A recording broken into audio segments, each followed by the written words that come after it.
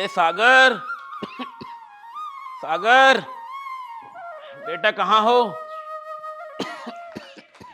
सागर। हाँ पापा। अरे बेटा, दोपहर हो गई, बहुत भूख लग रही है, खाने को मिलेगा कुछ या नहीं? अब तक हमने खाना नहीं खाया। क्या पापा, स्वाति ने भी आपको खाना नहीं दिया? नहीं बेटा, अगर खाना मिलता तो मैं तुझसे क्यों बोलता। आप रुको पापा। स्वाति, स्वाति, बाहर आओ।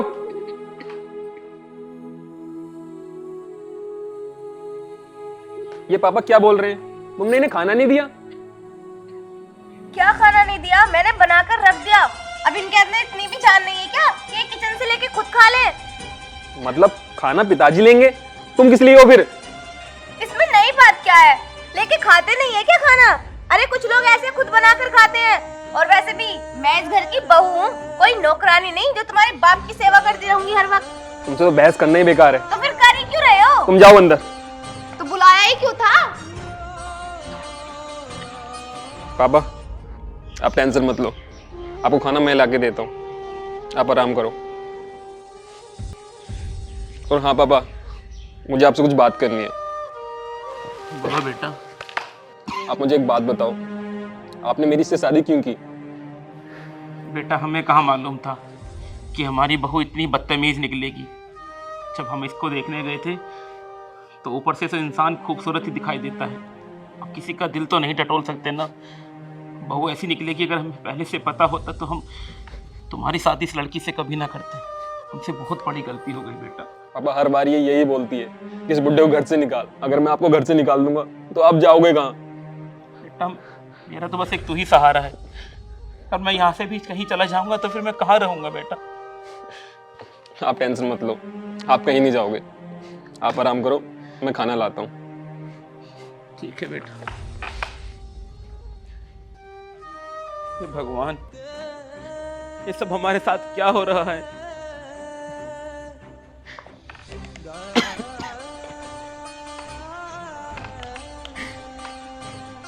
गोमती, तुम कहाँ चली गई हमें छोड़कर? तुम्हारी इस बहू ने हमारा जीना दुश्वार कर दिया है। हमारा बेटा तो हमें प्रेम करता है, मगर उसके जाने के बाद ये बहू हमारे साथ कितना अत्याचार करती है ये सिर्फ हम जानते हैं। हम अपने बेटे को कुछ नहीं बताते, सारी बातें छुपाते हैं उससे, सिर्फ इसलिए ताकि इन दोनों के बीच झगड़ा ना हो, इनका प्यार बना रहे। लेकिन लेकिन हम ये सब अत्याचार कब तक सहेंगे गोमती? हमें अपने पास बुला लो गोमती।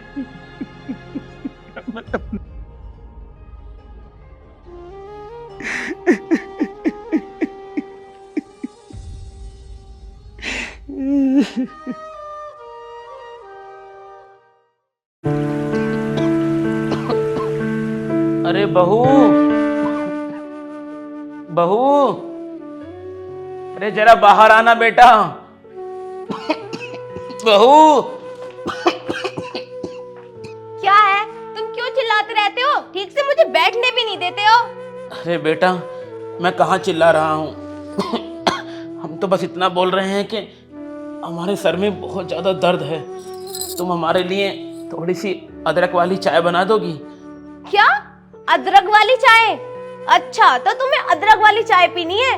वैसे तुम्हें ये पता है कि अदरक कितना महंगा हो रहा है? कुछ और तो काम है नहीं, बस यहाँ बैठे बैठे ऑर्डर सुनते रहो।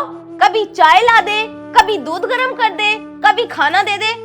जब तुम्हें इतनी चटान खाने का शौक है ना, तो किसी होटल पे जाके ना नौकरी कर लो, वहाँ पे बर्तन धुलते रहना और अच्छे से अच्छे पकवान खाते रहना। अरे बहू, हमने तुमसे सिर्फ एक कप चाय के लिए बोला था और तुमने हमें इतना सुना दिया। तुमने चाय मांगी होती तो मैं दे देती, लेकिन तुम्हें तो स्पेशल चाहिए ना, अदरक डाल के।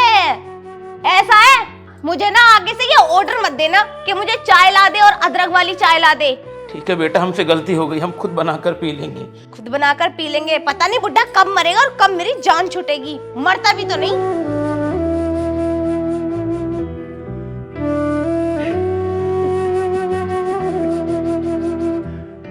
पापा क्या हुआ? ये क्यों चिल्ला रही थी?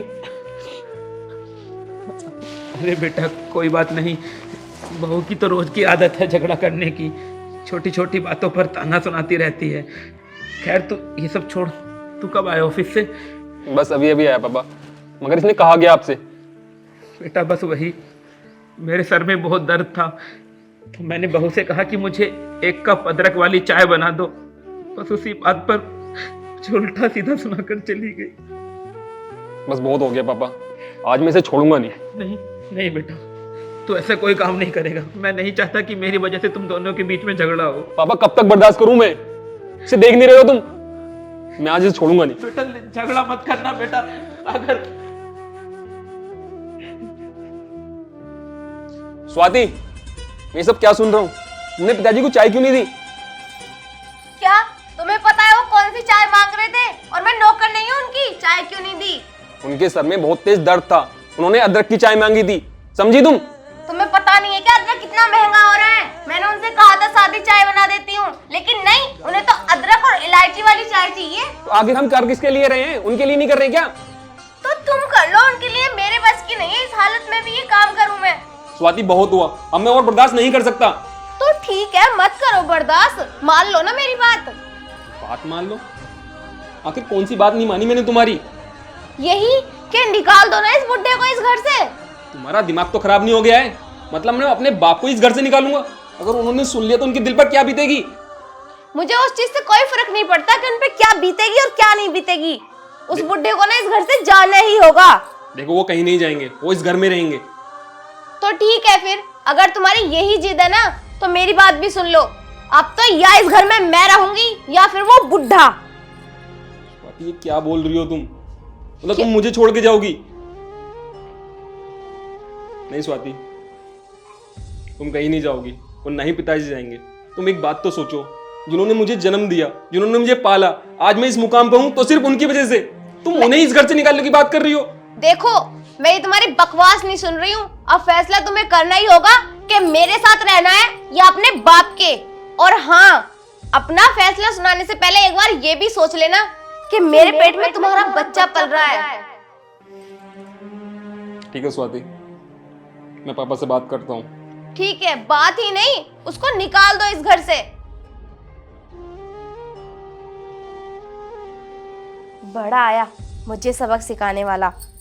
इस बुड्ढे की तो अकल ठिकाने लगवा कर ही रहूंगी अब मैं।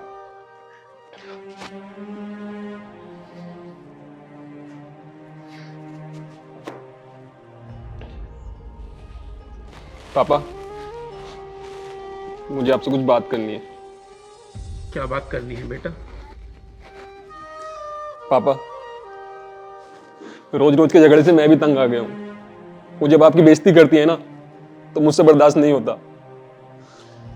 बेटा ये सब मुझे लगता है ये सब हमारे ही कोई पिछले जन्म का पाप का नतीजा है, जिसकी सजा मुझे इस जन्म में भुगतनी पड़ रही है। इसमें तेरी कोई गलती नहीं है बेटा। नहीं पापा, इसमें आपकी कोई गलती नहीं है, वो है ही ऐसी। इसलिए पापा मैंने कुछ सोचा है। क्या सोचा है बेटा? पापा, आप अब इस घर में नहीं रहोगे। मतलब बेटा मैं कहाँ जाऊंगा? पापा, जब आपको इतना टॉर्चर करती है ना, इतना परेशान करती है, तो मुझसे देखा नहीं जाता। इसलिए जब तक वो सुधर नहीं जाती तब तक आप वृद्धाश्रम रहोगे। वृद्धाश्रम? हाँ पापा। लेकिन बेटा वृद्धाश्रम तो हो जाता है ना जिसका कोई नहीं होता। मेरा तो एक बेटा है, एक बहू है, फिर मैं वृद्धाश्रम क्यों जाऊंगा बेटा?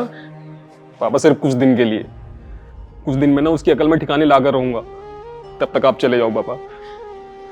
ठीक है बेटा, अगर मेरे जाने से बहू को खुशी मिलती है, तेरी जिंदगी थोड़ी संवरती है तो मैं चला जाऊंगा। बेटा मुझे चाहिए ही क्या? बूढ़े बाप को सिर्फ 2 वक्त का खाना और रहने के लिए थोड़ी सी जगह चाहिए। पापा आप उस चीज की टेंशन मत लो, मैं वहां आता जाता रहूंगा। ठीक है बेटा, मैं चला जाऊंगा, लेकिन बेटा मुझसे वादा कर कि मेरे जाने के बाद तू बहू से कभी झगड़ा नहीं करेगा। तुम दोनों हमेशा खुशी खुशी रहोगे। ठीक है पापा, मैं आपसे वादा करता हूँ कि मैं उससे कोई झगड़ा नहीं करूंगा। ठीक है बेटा। चलो पापा।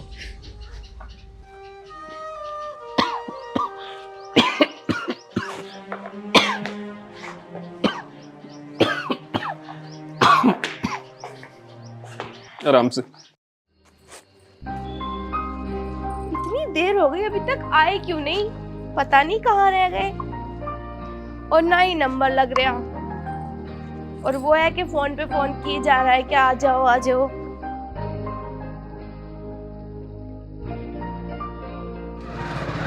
लगता है आ गए। कहाँ रह गए तुम? कितनी देर हो गई? क्यों, क्या हुआ? पहले ये बताओ तुम रह कहाँ गए थे और कहाँ गए थे? इतनी देर हो गई।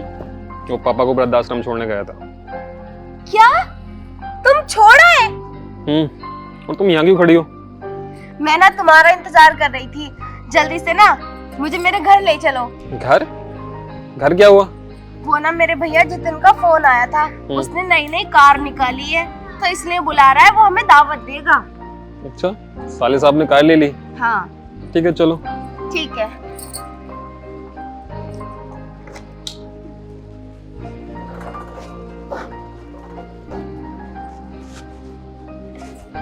बैठो।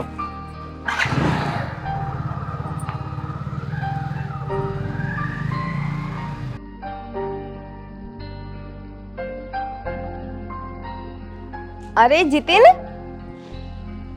अरे दीदी नमस्ते। जीजू नमस्ते। नमस्ते नमस्ते। बैठो। आओ दीदी बैठो। हाँ कहाँ है कार? कार तो दिख नहीं रही कहीं। अरे कार तो ताऊ का लड़का लेके गया है, आता ही होगा। अच्छा खैर ये सब छोड़, मम्मी पापा कहीं दिख नहीं रहे, कहाँ है मम्मी पापा?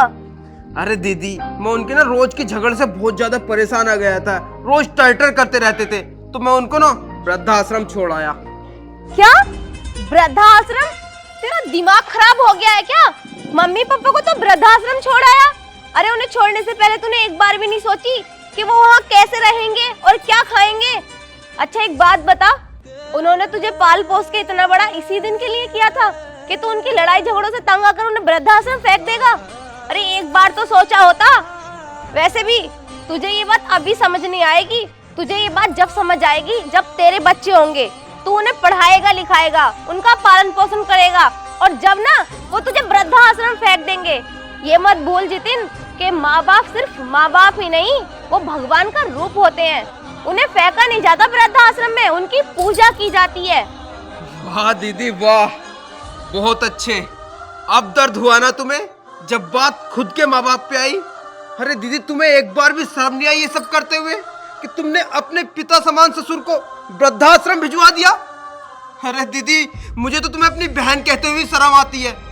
अरे वो कितना प्यार करते हैं तुमसे, और तुम्हारे सिवा उनका इस दुनिया में तो कोई है भी नहीं, और तुमने उन्हें वृद्धाश्रम भिजवा दिया।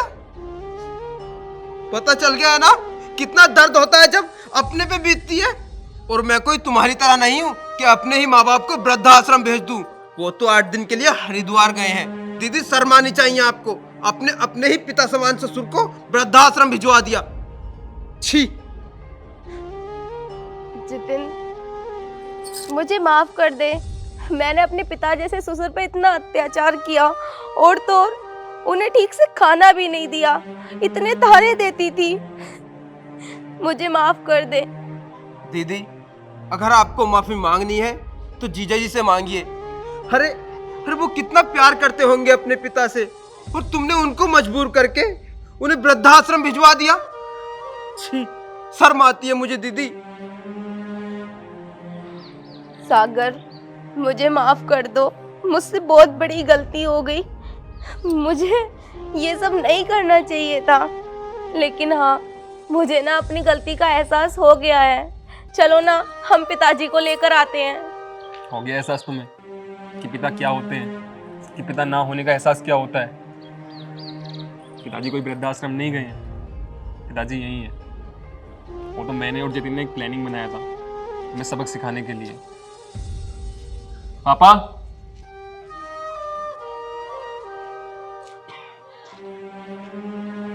यहाँ आओ।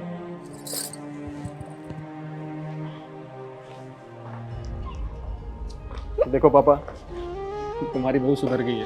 पिताजी मुझे माफ कर दो, मुझसे बहुत बड़ी गलती हो गई। तो बहू कोई बात नहीं बेटा, कम से कम तुम्हें अपनी गलती का एहसास तो हुआ। तुम्हें अपनी गलती का एहसास हो गया, हमारे लिए बस इतना ही काफी है।